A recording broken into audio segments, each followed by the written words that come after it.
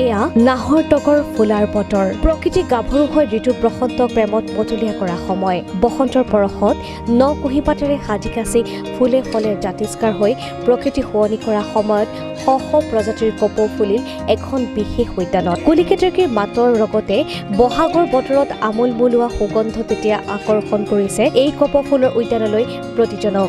বসন্তৰ পৰশত নাহৰ টগৰ ফুলা বতৰত প্ৰকৃতি শুৱনি হ'ল ধুনীয়া সাজেৰে সাজি কাচি। বিহু বিহু যেন লগা এই বতৰত এতিয়া কপৌ ফুল ফুলিছে যোৰহাট তিতাবৰৰ পূৰ্ব ভাৰতীত। কি ক'ত কিয় বিখ্যাত চাওঁ আহক আমাৰ এক বিশেষ প্ৰতিবেদন। অ ফুলপা হালিছ জালিছ, অ ফুলপা কি কথা পাতিছ। তিতাবৰ ৰঙাজানৰ পূৰ্ব ভাৰতীয় অৰ্কিড সংৰক্ষণত এতিয়া বহু প্ৰজাতিৰ কপৌ ফুল ফুলি মিচিকি হাঁহি মাৰিছে। এজন কৰ্মোদ্যমী লোক মিথু গগৈৰ এক নতুন পৰিকল্পনা আৰু প্ৰণালীগত বিজ্ঞানসন্মতভাৱে জাতীয় ফুল কপৌ ফুলক প্ৰাধান্য দি পূৰ্ব ভাৰতীয় সংৰক্ষণ আৰু সংবৰ্ধন কেন্দ্ৰত কপৌ ফুল সংৰক্ষণৰ যি অভিনৱ প্ৰচেষ্টা হাতত লৈছে এয়া সঁচাকৈয়ে আনতকৈ ব্যতিক্ৰম। 200ৰো অধিক প্ৰজাতিৰ কপৌ ফুলৰ লগতে অন্যান্য অৰ্কিড সংৰক্ষণৰ ব্যৱস্থা কৰিছে মিথু গগৈয়ে। সাতৰঙী ফুলবোৰ ফুলি থকা দেখিলে মন হৈ পৰে পুলকিত। পাহাৰ বগাই বগাই কপৌ ফুল আনি দিম বুলি কোৱা সেই কপৌ ফুল পাহি বৰ্তমান দেখিবলৈ প্ৰায় দুৰ্লভ। কিন্তু সেই কপৌ ফুল পাহিক সংৰক্ষণ কৰিবলৈ যোৰহাটৰ উদ্যমী এজন প্ৰকৃতিপ্ৰেমীয়ে এই গোটেই পৰিৱেশটোক এটা সুন্দৰকৈ সজাই পৰাই তুলিছে। আমাৰ লগত আছে মিথু গগৈ। তেওঁৰ প্ৰকৃতিৰ প্ৰতি তেওঁৰ যি ভাল পোৱা সেই ভাল পোৱা দেখি আমি যথেষ্ট আকৃষ্ট হৈছোঁ আৰু তেখেতৰ পৰাই জানিম তেওঁৰ এই যি অভিনৱ প্ৰচেষ্টা সেই প্ৰচেষ্টাৰ বিষয়ে আমি কিছু কথা দৰ্শকক অৱগত কৰাব পাৰিলে নিশ্চয়কৈ সুখী হ'ম। মিথুদা, স্বাগতম জনাইছোঁ আছাম ফ্লেছৰ সমূহ দৰ্শকক হৈ আপোনাক। গতিকে আপোনাৰ এই যি সুন্দৰ প্ৰচেষ্টা সেই বিষয়ে আমাক অকণমান জনাওকচোন। প্ৰথমতে মই আপোনালোকে চেনেললৈ মই স্বাগতম জনাইছোঁ আৰু ৰঙালী বিহুৰ শুভেচ্ছা তথা ওলগ জনালোঁ। আপুনি সঁচাকৈ যিটো কথা কৈছে এই কপৌ ফুল আপোনাৰ পাহাৰ বগাই বগাই এতিয়া কপৌ ফুল আৰু আনিবলৈ যাব নালাগে। এতিয়া মিথু গগৈ এই উদ্যানলৈ আহিলেই আপোনালোকে কলদিলীয়া খোপাত গুজিবৰ কাৰণে কপৌ ফুল পাব আৰু ইয়াৰে এটা মই প্ৰয়াস চলাই আছোঁ।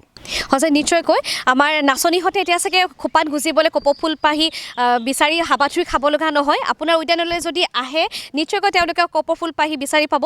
কিন্তু এই আপুনি যি এখন অৰ্কিডৰ উদ্যান আপুনি হেৰি কৰিছে, খুলি পেলাই সংৰক্ষণ কৰিছে, এই প্ৰচেষ্টা কেতিয়াৰ পৰা আপুনি আৰম্ভ কৰিছিলে? মই খুব সৰুৰ পৰাই প্ৰকৃতিৰ লগত জড়িত, কিন্তু হ'লেও মই 2013 চনৰ পৰা এই যিটো অসমৰ জাতীয় ফুল কপৌ ফুল, বৈজ্ঞানিক নেম হ'ল ৰিংকোষ্টাইলিছ ইটুচা, ইয়াক প্ৰণালীবদ্ধভাৱে মই কৰিবলৈ 2013 চনৰ পৰা প্ৰয়াস কৰি আহিছোঁ আৰু বৰ্তমানলৈকে এই উদ্যানত মোৰ প্ৰজাতি হিচাপে 200মান আছে। কিন্তু অসমৰ যিটো জাতীয় ফুল সেইটো সংখ্যাগতভাৱে এজোপা দুজোপাকৈ প্ৰায় 9000 জোপাতকৈও অধিক বৰ্তমানলৈকে ইয়াত ৰোপণ কৰা হৈছে। ইয়াত আপোনাৰ কপৌ ফুলৰ বাহিৰেও আৰু বেলেগ কিবা আপুনি অৰ্কিডৰ সংৰক্ষণৰ ব্যৱস্থা কৰিছে নেকি? হয়, ইয়াত অৰ্কিডৰ লগতে আৰু ইয়াত যিবিলাক আমাৰ বনৌষধি যিবিলাক গছ আছে সেইবিলাক ইয়াত সংৰক্ষণ কৰি ৰাখিছোঁ। যিবিলাক পুৰণি যিবিলাক ফুল সেই ফুলবিলাক সংৰক্ষণ কৰিছোঁ। ইয়াত ধৰক মই অমৰলতা যিটো শগুনী লতা বুলি কয়, শগুনী লতাটো ইয়াত মই যথেষ্টখিনি মই সংৰক্ষণ কৰি ৰাখিছোঁ। এই অৰ্কিডবোৰৰ বহুতো বনৌষধি গুণ আছে। বহুমূত্ৰ, কেঞ্চাৰ, যকৃত, হৃদযন্ত্ৰ আদি বহুতো গুৰুত্বপূৰ্ণ ৰোগৰ নিৰাময়ৰ ঔষধ বিচাৰি পাব এইখন উদ্যানত। এই অৰ্কিডবোৰৰ বিষয়ে অধ্যয়ন কৰিবলৈ বহুতো শিক্ষাৰ্থীৰ আগমন ঘটিছে ভিন্ন প্ৰান্তৰৰ। উত্তৰ পূৰ্বাঞ্চলৰ জৈৱ বৈচিত্ৰ্য চহকী কৰা এই অৰ্কিডসমূহৰ আদৰ বহু কম পৰিলক্ষিত হয় নিজা ঘৰখনত অৰ্থাৎ অসমত। হয়তো সজাগতাৰ অভাৱৰ বাবে বৰ্হিৰাজ্যলৈ দৈনিক সৰবৰাহ হয় শ শ প্ৰজাতিৰ অৰ্কিড। অসমত ফুলৰ চাহিদা কম হোৱা হেতুকে আদৰো কম পৰিলক্ষিত হয়। প্ৰিয় দৰ্শক, আমোলমোল কপৌ ফুলৰ গুণ। এই কপৌ ফুলপাহে কেৱল নাচনীৰ খোপা শুৱনি কৰাই নহয়, বহুত বনৌষধি গুণ আছে যাক লৈ আমি জাতীয় ফুলপাহক লৈ গৌৰৱ কৰিব পাৰোঁ। আমাৰ মিথুদাই যিহেতু অৰ্কিডত এই কপৌ ফুলপাহ সংৰক্ষণ কৰি ৰাখিছে, গতিকে নিশ্চয়কৈ ইয়াৰ গুণগত দিশসমূহ ভালকৈ জানিব। কিন্তু আমি মিথুদাক আমি অনুৰোধ জনাম যে ইয়াৰ কি গুণাগুণ আছে, ঔষধি গুণ আছে, সেই বিষয়ে যদি দৰ্শকক জনাব পাৰে আমি খুবেই সুখী হ'ম। হয়, আপোনালোকৰ যোগেদি মই এটা কথা জনাবলৈ পাই সুখী হৈছোঁ। আমাৰ নাচনীসকলে যে ইমান জোৰত ষ্টেজত যেতিয়া কম্পিটিশ্যনত যেতিয়া নাচে, সেই নাচোঁতে আমাৰ কপৌ ফুলপাহ খুবেই প্ৰয়োজন হয়। আৰু কপৌ ফুলপাহ নহ'লে বিশিষ্ট ব্যক্তিসকলে, শিল্পীসকলে কোৱা মতে যে যদি নাচনীজনে গৰাকীয়ে যদি কপৌ ফুলপাহ মূৰত গুজি নলয় তেতিয়া মূৰ ঘূৰাই বুলি কয়। খুব জোৰত যেতিয়া নাচে পাক মাৰে তেতিয়া কপৌ ফুলপাহ নহ'লে মূৰ ঘূৰাই বুলি কয়। আৰু সেইটো কাৰণে কম্পিটিশ্যনত জাজসকলে কপৌ ফুলৰ বাহিৰে যদি প্লাষ্টিকৰ ফুল খোপাত কলডলীয়া খোপাত যদি গুজে তেতিয়া কিছু নম্বৰ কাটি যায় বুলি আমি জানিব পাৰিছোঁ। নিশ্চয়কৈ এইটো ব্যক্তিগতভাৱে এগৰাকী অসমীয়া হিচাপে ময়ো অনুভৱ কৰোঁ, যেতিয়া আমাৰ এপাহ সজীৱ কপৌ ফুলৰ পৰিৱৰ্তে যেতিয়া প্লাষ্টিকৰ ফুল আমাৰ বহিৰাজ্যৰ পৰা সৰবৰাহ কৰা সেই ফুলসমূহ আমাক খোপা শুৱনি কৰে, অসমীয়া হিচাপে এগৰাকী নাচনীক অন্তৰ খুবেই আঘাত দিয়ে। গতিকে আপোনাৰ এই যি অভিনৱ প্ৰচেষ্টা, সেই প্ৰচেষ্টাক অন্ততঃ মই অসমীয়া হিচাপে যথেষ্ট আপোনাৰ ওপৰত গৌৰৱান্বিত। মিঠু গগৈৰ দৰে পাহাৰ ভৈয়ামত বগাই প্ৰকৃতিক খুব কাষৰ পৰা ভাল পোৱা এজন প্ৰকৃতিপ্ৰেমীৰ এই কাৰুকাৰ্যই অসমক জানিবলৈ বুজিবলৈ বিচৰা লোকসকলক জ্ঞানৰ সম্ভেদ দিব, নৱপ্ৰজন্মক অসমৰ নামী অনামী উদ্ভিদৰ বিষয়ে জানিবলৈ কৌতূহলী কৰি তুলিব। কিয়নো যদিহে আমাৰ নৱপ্ৰজন্মই আমাৰ সম্পদৰাজিৰ বিষয়ে নাজানে তেন্তে ই বৰ লজ্জানত বিষয় হ'ব। লগতে অসমীয়া হিচাপে জাতীয় কপৌ ফুলপাহৰ বিষয়ে জনাটো প্ৰতিজনৰে অতিকৈ প্ৰয়োজন, কাৰণ জাতীয় প্ৰতীক গড়ৰ সমানেই মৰ্যাদা আছে কপৌ ফুলপাহৰ। খুব দুখৰ বিষয় হৈছে যে বৰ্তমান হেৰাই যাবলৈ ধৰা এই কপৌ ফুলপাহ উত্তৰ পূবৰ বিভিন্ন বহিৰাজ্যলৈ আচলতে সৰবৰাহ কৰা হৈছে, যাৰ প্ৰভাৱত আমাৰ থলুৱা কপৌ ফুলপাহ হেৰাই যোৱাৰ উপশম হৈছে। গতিকে খুবেই আচলতে দুখ লগা কথা। মিঠুদা, এই বিষয়ে আপুনি কি ক'ব বাৰু?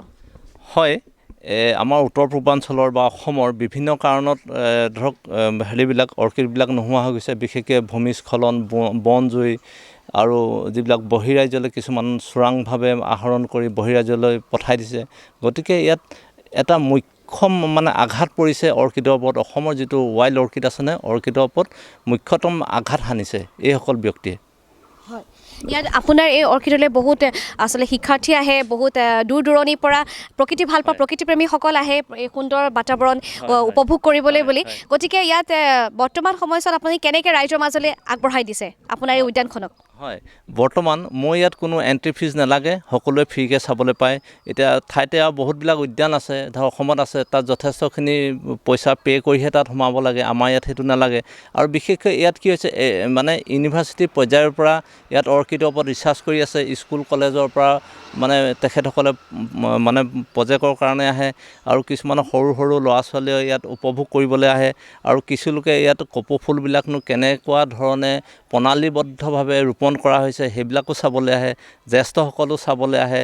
তেতিয়া মোৰ মনটো খুব ভাল লাগে, আনন্দ লাগে, যেন তেতিয়া মোৰ জীৱনটো যেন সাৰ্থকৰ ফালে গৈ আছে, তেনেকুৱা যেন মোৰ অনুভৱ হয়। সঁচাকৈ অপ্ৰাপ্তিৰ মাজতো প্ৰাপ্তি থাকে। হয়, গতিকে আপোনাৰ মিঠু গগৈ এই পূৰ্ব ভাৰতীয় উদ্যানলৈ যদি আহে শিক্ষাৰ্থীসকল, অধ্যয়ন কেন্দ্ৰ হিচাপে তেওঁলোকে কি বিষয়বস্তু বাছি ল'ব পাৰে? তেখেতসকলে অৰ্কিডটো কেনেকুৱা ধৰণে ইয়াত জন্ম হয়, গুটিৰ পৰা কেনেকুৱা ধৰণে জন্ম হয়, ইয়াত ধৰক টিচু কালচাৰ কেনেকুৱা ধৰণে কৰা হয়, গা গছৰ পৰা কেনেকুৱা ধৰণে এইবিলাক ওলায়, পোখাবিলাক ওলায়, এই বিভিন্ন কথাবিলাক জানিবৰ কাৰণে ছাত্ৰ ছাত্ৰীসকল আহে বা প্ৰজেক্টৰ কাম কৰিবলৈ আহে ইয়াত। নিশ্চয়কৈ।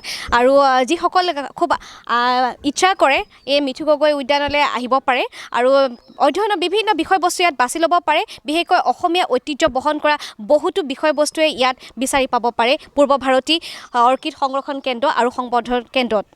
আমি শেষত মিঠুদাৰ পৰা জানিব বিচাৰিম যে নৱপ্ৰজন্মই বাৰু কেতিয়াবা জাতীয় ফুলপাহ কেতিয়াবা তেওঁলোকে সংৰক্ষণ কৰাৰ ক্ষেত্ৰতে হওক বা তেওঁলোকে আঁকোৱালি লোৱাৰ ক্ষেত্ৰত কেতিয়াবা অৱহেলা কৰিছে নেকি, বা তেওঁলোকে যদি সংৰক্ষণ কৰিব বিচাৰে কিদৰে কৰিব পাৰে?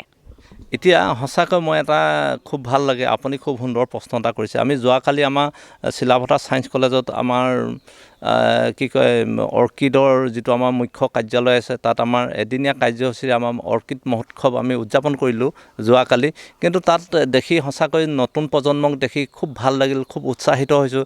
তাত যথেষ্ট অৰ্কিডবিলাকক ইমান গুৰুত্ব সহকাৰে তাত এখন আমাৰ অৰ্কিডৰ মেলা হৈছিলে, প্ৰদৰ্শনী হৈছিলে। তাত যথেষ্ট ছাত্ৰ ছাত্ৰীসকল তাত সেই অৰ্কিডবিলাক চাইছে, আৰু তাত আমাৰ ছাত্ৰ ছাত্ৰীসকলৰ কাৰণে আমি তাত এটা ৱৰ্কশ্বপ পাতিছিলোঁ। সেই ৱৰ্কশ্বপতো আমাৰ যথেষ্ট নতুন প্ৰজন্ম তাত গৈ সেই শিক্ষাবিলাক গ্ৰহণ কৰিছিলে।